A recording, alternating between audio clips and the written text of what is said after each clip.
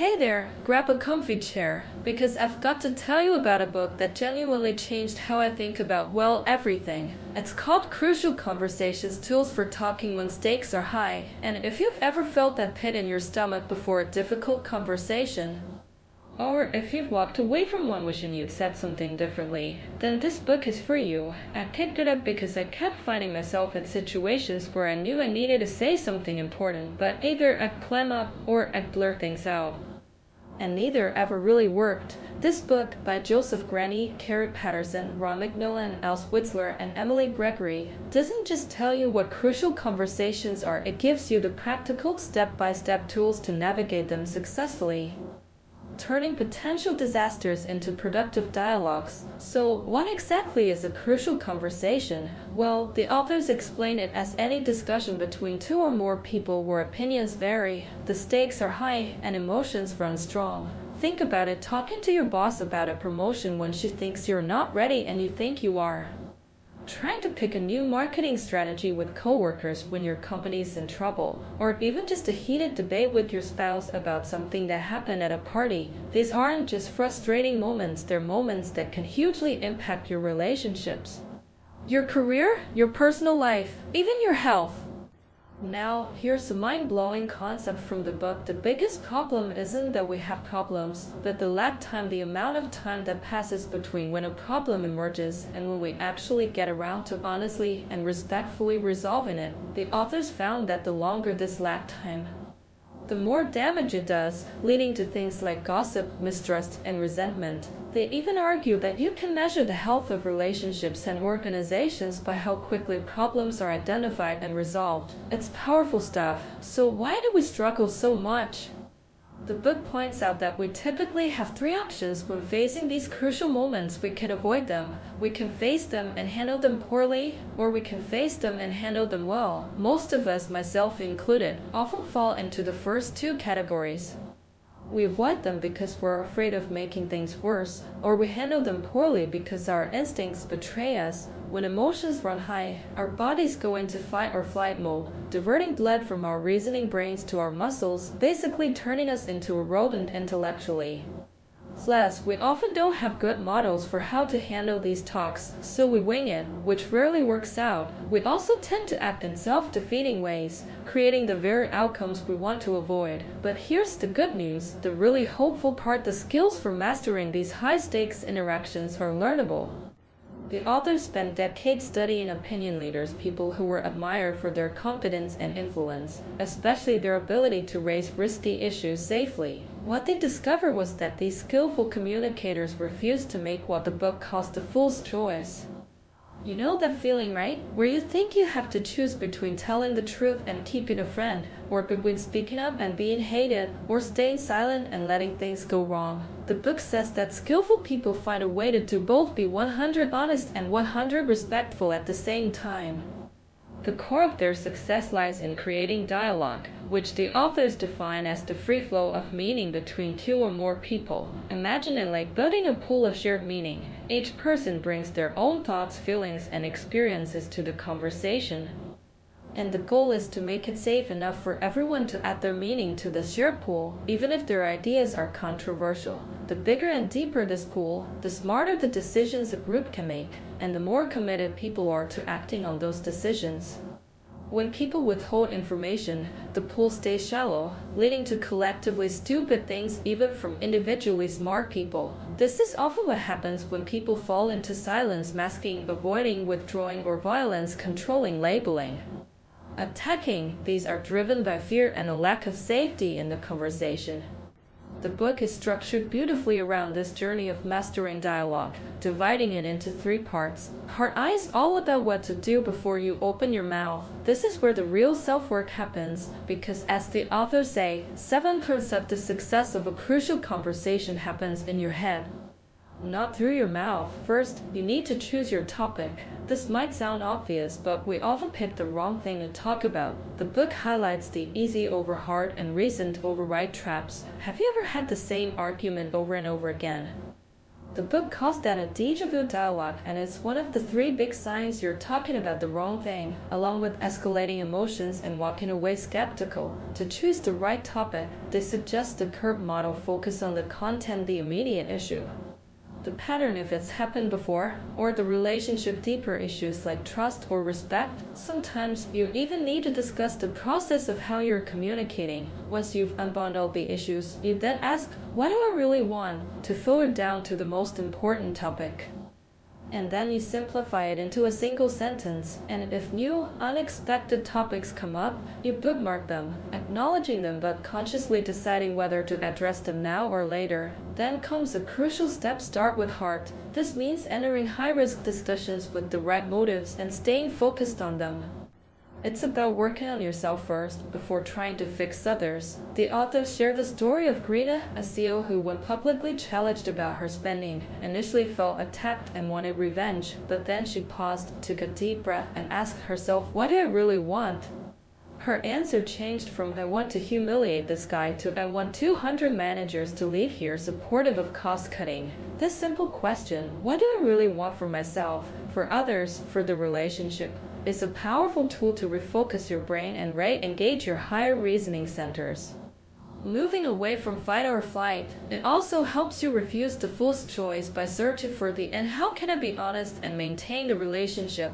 Next, the book dives into mastermind stories. This is all about understanding that emotions don't just happen, we create our own emotions.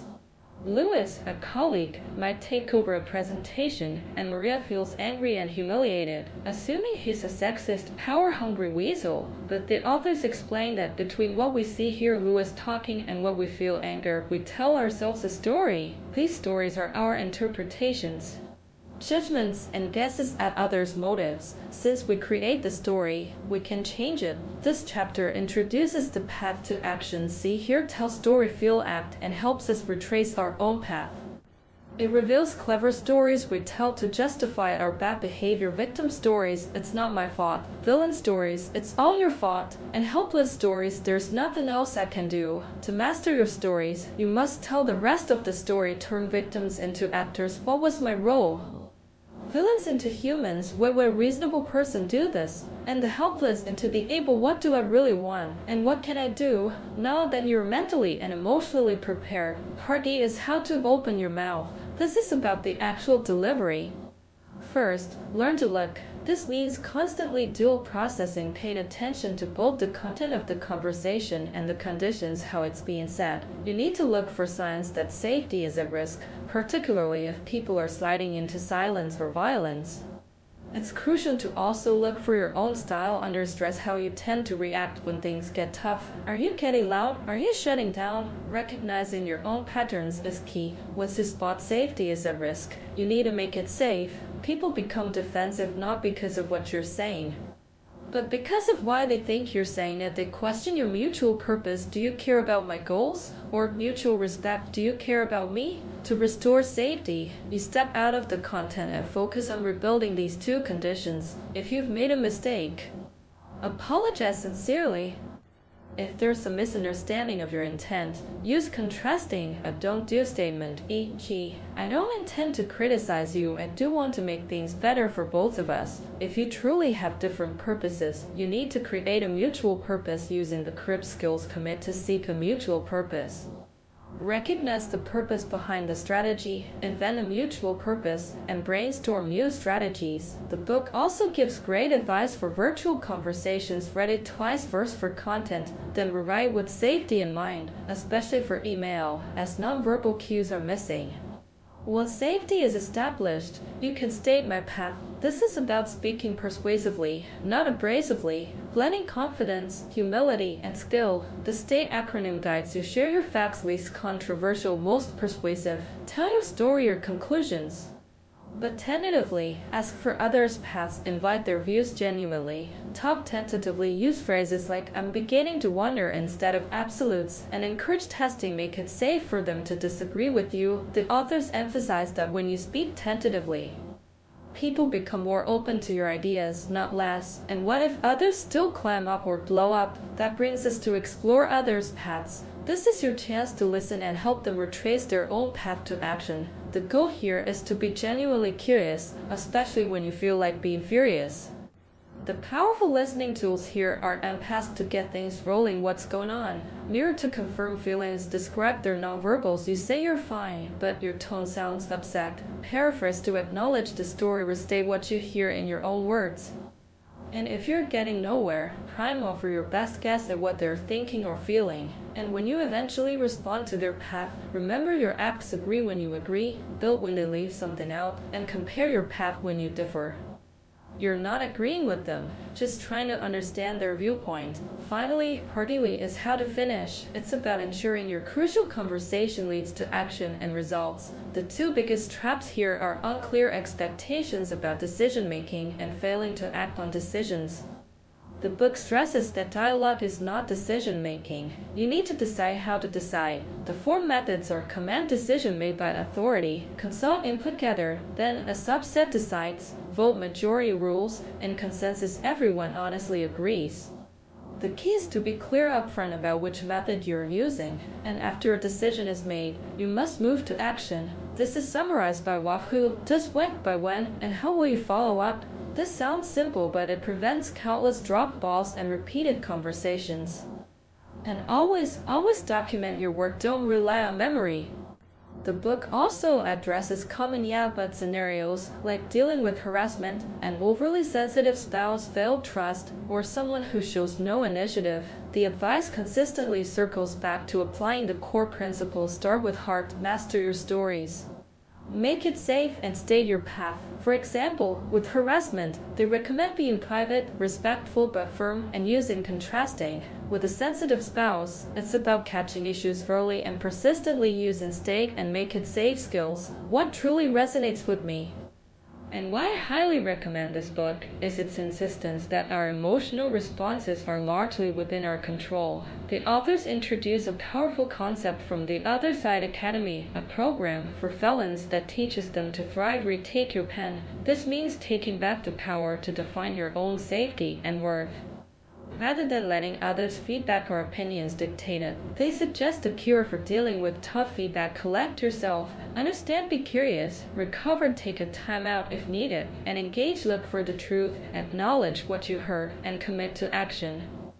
This idea that you can choose how you react and that your worth is intrinsic is incredibly liberating. This book isn't just about communication, it's about getting the results you truly want in life. It empowers you to tackle those conversations you've been avoiding or messing up. It makes you realize that even small improvements in your dialogue skills can lead to dramatic improvements in your relationships, your career, and your overall well-being. It gives you a roadmap to turn fear and avoidance into confident, respectful, and effective dialogue. So, if you're ready to stop having the same old arguments and start truly connecting with people, you really need to give Crucial Conversations a read. It's a game changer.